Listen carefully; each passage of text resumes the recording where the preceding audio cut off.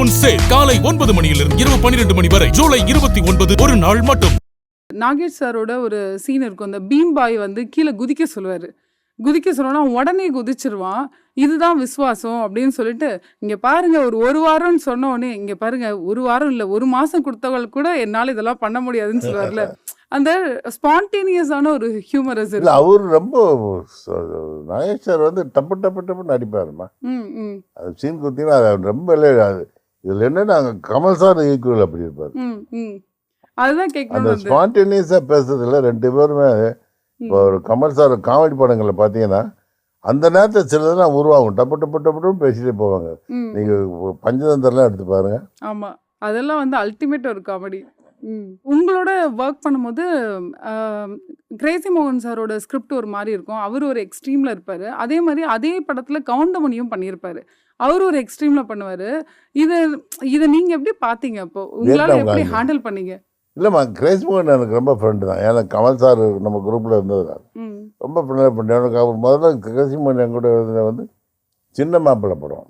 நானும் அவர் சேர்ந்து பண்ண படம் சின்ன மாப்பிள்ளை ம் பிரபு வச்சு ம் சூப்பர் ஹிட் காமெடி படம். ஆமா. ம் ஸோ அதனால் அப்போ கிரேஸ் மோகன் வந்து எழுதி கொடுத்துக்கிட்டே இருப்பார். ம் ரொம்ப சளைக்காமல் எழுதி கொடுப்பாரு. ம் நமக்கு வேணாம் இந்த சார் நல்லா இல்லை சார் சீன் இந்த மாதிரி இந்த மாதிரி நான் நினச்சிட்டு இருக்கேன் சார்னா அதுக்கேற்ற மாதிரி டக்கு டக்கு டக்குன்னு மாற்றுவார். ம் ஓகே. அந்த அளவுக்கு டேலண்ட்டு மேன். ம் அதே மாதிரி எங்கள் வியட்நாம் காலனியில் வந்து பிச்சு உதறி இருப்பார். அதுக்கு கவர்மெண்ட் எலிவேட் பண்ணி விட்டுருவார். அது அப்படியே. ஓகே. கவுண்டமணி வந்து ஆன் த ஸ்பாட் அவர் எலிவேட் பண்ணுவார் இல்லையா?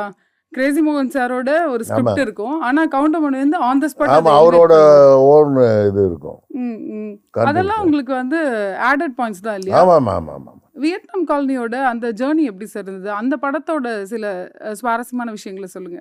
அது எல்லாமே ரொம்ப நல்ல ஒரு கேரக்டர்மா. அது பர்டிகுலர் காக்கா ராதாகிருஷ்ணன் சீன்ஸ் எல்லாம் பார்த்தீங்கன்னா ஆ ஆ ரொம்ப சூப்பராக இருக்கும். அதுவும் மனோரமா வீட்டு சீன்ஸ் எல்லாம் ம் ம் பிரபு ஆமா. கவுண்டமணி அந்த குரூப்பு ம் ஹிலேரியஸாக இருக்கும். ரொம்ப ம் ஹிலேரியஸாக இருக்கும்.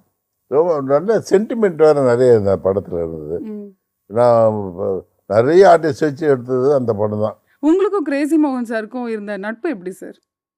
ரொம்ப க்ளோஸ் ஃப்ரெண்ட்ஸுமா 2 பேருமே. ம் எப்படி நாங்கள் எல்லாமே ஒரே சர்க்கிள் தானே. நானும் கமல் கிரேசி மோகன் எல்லாருமே வந்து ஒரே இது தானே. ம் ம் அதனால் ரொம்ப ரொம்ப ஃப்ரெண்ட்லி தான். ரொம்ப எந்த எந்த ஒரு இதுவும் கிடையாது. ம் அவர் பாட்டு நம்ம வீட்டுக்கு வருவார், நம்ம வீட்டு சாப்பிடுவார், அது பண்ணார் இது பண்ணார். பாதி அதை கேட்டல பார்த்துக்கோங்க அப்படி. நான் இத்தனைக்கும் அவர் சின்ன மாப்பிள்ளை முதல் ரைட்டர் எழுதும்போது பவுடருக்கு வாங்கன்னு சொல்லிட்டேன். இல்லை ம் பாதி நான் வர முடியாது அதெல்லாம் போட முடியாது. ம் ஏன்னா அவருக்கு அடிக்கடி வெத்தலை பார்க்க போடணும். ஆ புரியுது. அங்கெல்லாம் வெத்தலை கிடைக்குமா என்னன்னு அவருக்கு ஒரு சந்தேகம். ம் ம் இதுக்காக நான் இங்கேருந்து ஒருத்தர் மெட்ராஸ்லேருந்து வெத்தலை வாங்கிட்டு வர சொல்லி அவருக்கு கொடுத்து அவரை கூப்பிட்டு போனேன் அவரை. புரியுது புரியுது. அதே மாதிரி நீங்க அந்த சின்ன மாப்பிள்ளையில இந்த காதோரம் லோலாக்கு பாட்டு வந்து இப்ப வரைக்கும் ஹிட் இல்லையா? ஆமாம் இப்ப வரைக்கும் வந்து கார் டிரைவிங்லயோ இல்ல பஸ்லயோ எல்லாரும் போட்டு கேட்குற ஒரு பாட்டு. அந்த பாட்டு வந்து நீங்க எப்படி ஸ்டார்ட் பண்ணீங்க? இல்ல இளையராஜா சார் வந்து இல்லை அதுக்கு ஆக்சுவலாக வந்து அந்த பாட்டுக்கு போட்ட இது வந்து வேறு டியூன் தான். ம் அந்த சுச்சுவேஷனுக்கு போட்ட டியூனுவே வேறு என்டையர்லி டிஃப்ரெண்ட். டிஃப்ரெண்ட் வேறு. அதுக்கு பாட்டெல்லாம் எழுதி ரெடி ஆகிடுச்சு. ம் ஸ்டுடியோ போய் ரெக்கார்டிங் பண்ணுறப்போ ராஜானை கூப்பிட்டு ஏப்பா அது வேணாம் இந்த இதை கேளு அப்படி இந்த டியூன் அப்போ போட்டு அப்படியே எழுதி அப்படியே ரெக்கார்ட் ஆனது. Okay okay. அப்போ அந்த சமயத்துல போட்ட ஒரு டியூனு. ஆக்சுவலி அதுல வந்து அப்பா கேரக்டர்ல வந்து இவரு ராதா ரவி பண்ணியிருப்பாரு இல்லையா? ஆமாம் அதுவுமே ரொம்ப நல்லா இருக்கும். ஆமாம் சுகன்யாவோட ஆமாம். அப்பா கேரக்டர்ல பண்ணியிருப்பாரு. ராஜா வீட்டை கூப்பிட்டு இந்த மாதிரி கேரக்டர் சொன்னேன் பண்ணிடுறேன் கவலைப்படாத. பாவமணி பிள்ளை அப்பா பண்ணாத அப்படியே இது பண்ணுறேன்னா பண்ணார்.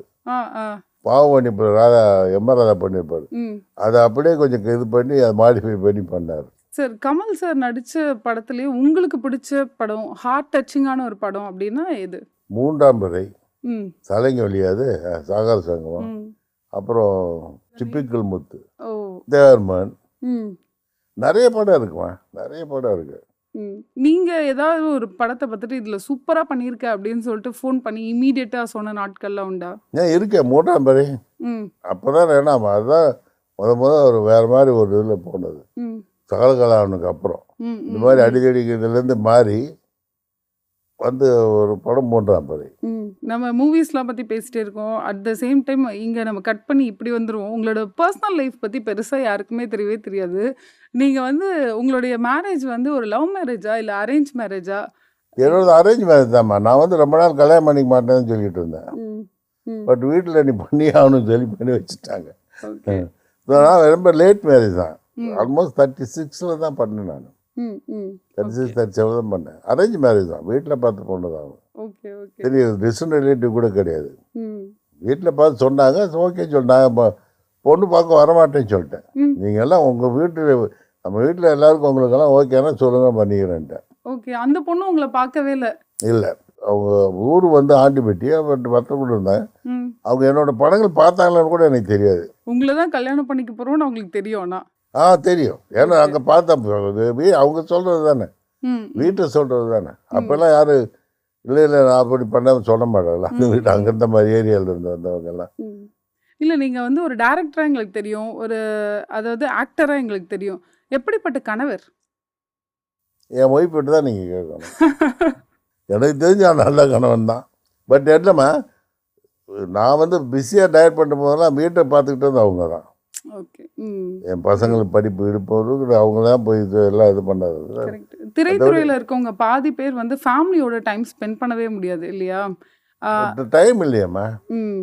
சார் உங்க திரைத்துறை பயணத்துல நிறைய வந்து நீங்க வந்து ஃபெயிலியர்ஸும் பார்த்துருப்பீங்க, நிறைய சக்ஸஸும் பார்த்துருப்பீங்க. அந்த ஃபெயிலியர்ஸ் எல்லாம் எப்படி ஹேண்டில் பண்ணீங்க ஆக்சுவலி? இந்த படம் நம்ம நினச்சி வந்து எடுத்தோம், அது சரியாக போகல, ஏதோ ஒரு ரீச் ஆகலை, அடுத்து பண்ணுவோமே, ம்.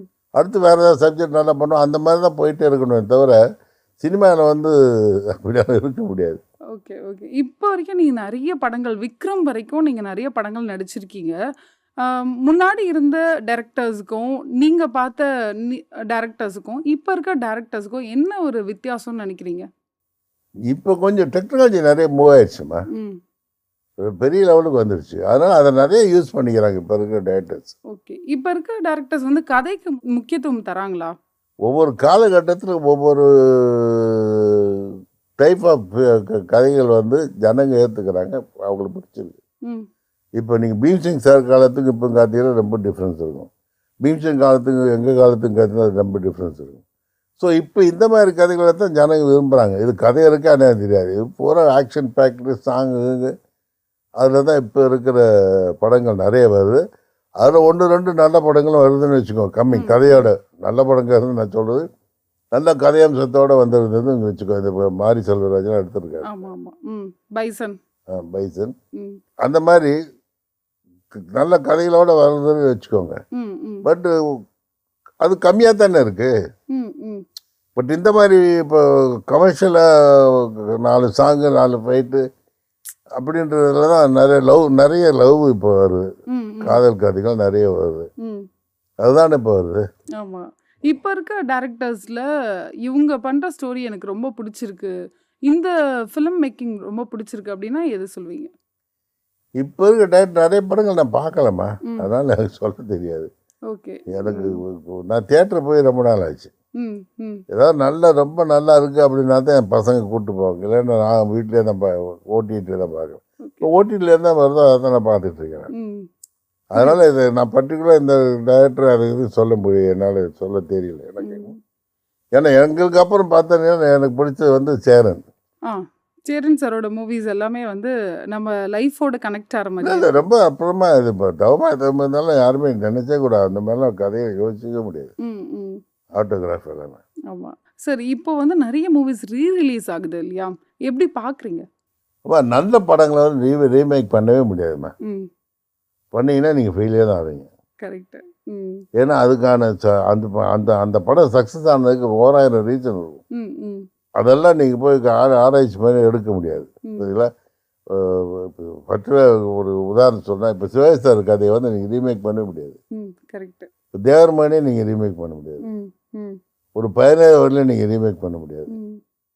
அதெல்லாம் நீங்கள் ரீரிலீஸ் தான் பண்ண முடியுமே தவிர, ம். புரியுதுங்களா? ரீமேக் பண்ணுன்னு சொல்லி அந்த படத்தை கெடுக்கக்கூடாது. ம். நல்ல கதையாக இருந்தால் கையெடுத்து கும்பிட்டு நல்லா இருக்கட்டும் அப்படின்னு விட்டுட்டு வந்துடணும். ஓகே. ஓகே. உங்களோட குணா படம் ரீரிலீஸ் ஆகணும்னு எல்லாருமே எதிர்பார்க்குறாங்க. அது எவ்வளோ சீக்கிரம் முடியும்? அதுதான் முயற்சியில் நடந்துகிட்டு இருக்கு. அது ஏதோ சம் லீகல் ஏதோ சம் வித்தியாசம் இருக்குது. ம். ஏதோ அக்ரிமெண்ட் அது இதுன்னு அதில் ஏதோ டிலே ஆகுது. வரும். சார், உங்களுக்கும் கங்கை அமரனுக்குமான ஒரு நட்பு எப்படி சார் ஸ்டார்ட் ஆச்சு? எனக்கும் கங்கைக்கும் அதே மாதிரி தான் 1971 பழக்கம். ம். ம். நான் அப்போ பிரசிடென்சி காலேஜ் படிச்சுட்டு இருந்தேன். ம். அப்போ ஒரு தடவை காலேஜ் வந்து ஏதோ ஸ்ட்ரைக்கு சொல்லி 1 மாதம் மூடிட்டாங்க. அப்போ நாங்கள் என்ன பண்ணோம், ரெகுலராக வந்து லஸ்ஸில் சாவன் ஹோட்டல்னு ஒன்று இருக்கும். ம். அங்கே காலையில் வந்து ஒன்றும் ஒர்க்கு கிடையாது, வந்து பேசி அப்போ அங்கே தான் நம்ம சந்திரகாந்தன் தம்பி விஜயகுமார், ம். ம். ஜூனியர் பாலியா நாங்கள்லாம் உட்காந்து ஆர்ட் அடிச்சுட்டு இருக்கோம். ம். அங்கே அங்கே அமர் வருவார். ம். அப்போ அவர் பேர் அமர் சிங். ஓகே. ஓகே. அவர் அப்போ வந்து கிட்டார் வாசிச்சுட்டு இருந்தார். சந்திரகாந்தா அம்மா குரூப்பு ட்ராமாக்கெல்லாம் ம். பே பண்ணுவாங்க பேக்ரவுண்ட் மியூசிக். ம். ஸோ அது மூலமாக அவங்க விஜய் அங்கே எல்லாம் பழக்கம்லாம் அங்கே வருவார். அப்படி தான் எனக்கு பழக்கமாச்சு. ஓகே. ஓகே. அப்போ இருந்து பழக்கம் ஓகே. 71 இருந்து. ம். அதுக்கப்புறம் ஒரு அப்படியே பழக்கமாக நான் அசிஸ்டன்ட் டைரக்டராக சேர்ந்த பிறகு அந்த இதில் ரொம்ப க்ளோஸ் ஆனோம் இன்னும் கொஞ்சம். ம். ஸ்ரீதர் சார்கிட்ட வந்து நாங்கள் சொல்லி ராஜான மியூசிக் போட்ட பிறகு ம். இன்னும் ரொம்ப க்ளோஸ் ஆகிட்டோம். ஓகே. அந்த இளமை ஊஞ்சல் ஆடுகிறது அதில் ஆமா. வந்து ஃபர்ஸ்ட் இளையராஜா சார் உள்ள வந்தது எப்படி சார்? ஸ்ரீதர் சார் வந்து எங்கிட்ட கதை சொன்னார். ம். நானும் வாட்ஸ்அப்பில் உட்காந்து கேட்டோம். இப்போ ஒரு கதை இருக்குது பாருங்கப்பான்னு பேசினார். பேசிட்டு ஆர்டிஸ்ட் 2-3 ஆர்டிஸ்ட் சொன்னார். ம். அப்போ வந்து கமல் ரொம்ப அப்போ தான் வளர்ந்து வர இப்போ நல்ல ஹீரோ வந்துட்டு இருக்காரு. ம். ரஜினிகாந்த் வந்து அவரும் நல்ல போன ஒரு கேள்விக்குறி அது நல்லா ஆக்ட் ம். பண்ணிட்டு இருக்காரு. ம். ஸோ நானும் வாசம் என்ன பண்ணோம், அவர் 2-3 ஆர்டிஸ்ட் சொன்னார் டேரக்டர். ஸ்ரீகாந்த் சார் சிவகுமார் ஏதோ சொன்னார். ம். அப்போ நானும் வாசம் சொன்னேன், சார் இந்த மாதிரி அந்த இது இளமையாக ரொம்ப யங்ஸ்டர் லவ் ம். கமலஹாசனை போடலாம் சார். ம். யாரு அப்படின்னாரு. அதான் சார், ஆனால் அவர் வேறு படங்கள் பார்க்க மாட்டார். ஓகே. அதான் சார் அந்த கழுத்துக்கணும். ஓ சரி சரி சரி. அப்புறம் ரஜினிகாந்த்னு ஒருத்தர் வந்திருக்காரு. ரஜினிகாந்தா புதுசாக இருக்குது பேருங்க. ம். ஆமாம் அங்கே வந்திருக்காரு. போனால் ஒரு கேள்விக்குறி அது இதெல்லாம் ஆக்ட் பண்ணுறாரு. நல்லா போயிட்டுருக்கு சார். இப்போ கரண்ட் இதில் அவங்க 2 பேரும் நல்லா இருக்காங்க. அப்படியா சரி பார்ப்போம் ம். அப்படின்ட்டு மியூசிக் வந்து எம்எஸ் விஸ்வநாதன்னாரு. ம். நானும் ராஜா வாசம் என்ன சார் இப்போ ராஜான்னு இளையராஜான்னு ஒன்று ஒருத்தருக்கா சார். ம். அன்னைக்கிலையும் சூப்பர் ஹிட்டு. இப்போ எல்லா படமும் போனவர் கேள்வி அது இது நிறைய படங்கள் ஓகே. பத்திரகாளி இத்திரகாளி நல்லா போயிட்டுருக்கு சார். ம். ம். ரொம்ப நல்ல சூப்பர் ஹிட்டு சார், அவரை போடலாம் சார். யோ ஏதோ நீங்கள் ஹீரோ சொன்னீங்க ஓகே அது இதுன்னு யங்ஸு ஓகே. நானும் எம்எஸ் வந்து 40 வருஷம் பழக்கம். நீங்கள் வந்து ஓவர் நைட் இப்போ தூக்கி போட்டு இவரை போடுங்க யாரோ புது வேலை ம். போங்க வெளியன்ட்டு தோத்திட்டாருல. ஓ கோவப்பட்டாரு. நாங்கள் சோகமாக வீட்டுக்கு வந்துட்டோம். ம். ம். என்னடா பண்ணுறது ம். ம். சொல்லிட்டோம் வந்துட்டேன். 2 நாள் கழித்து வேறு கம்பெனிலேருந்து வண்டி வருது. டைரக்டர் உங்களை வர சொன்னார் கம்போசிங். ம். போனால் ராஜாண்ணன் வாசிக்கிட்டு இருக்காரு. ஓ ஓகே. ஆ. ஆ. அமர் சிரிச்சுக்கிட்டே வாடா அப்படிங்கிறான் கிட்டார் வச்சுக்கிட்டேன். ம். ம். அதுக்குள்ளே 4 சாங் 5 சாங் ஓகே ஆயிடுச்சு. எல்லா டியூனும் ஓகே ஆயிடுச்சு. ஓகே. அப்படிதான். ஸோ அப்படி தான் ராஜாண்ணன் வந்தாங்க. ஓகே. ஓகே.